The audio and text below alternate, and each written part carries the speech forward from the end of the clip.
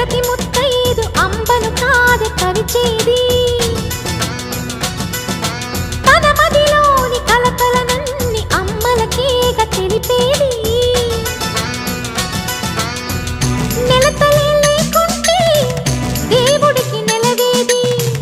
భక్తులే రాకుంటే గుడికి ఇక వెలుగేది దయతోటి కుంకుమ పూలు అక్షింతలు మనమంతా ఇవ్వాలి తన తాళి నిలపాలి తాళి కాచే ముత్తైదా ఎల్లమ్మ ఎల్లమ్మ పోదామా ఎల్లమ్మ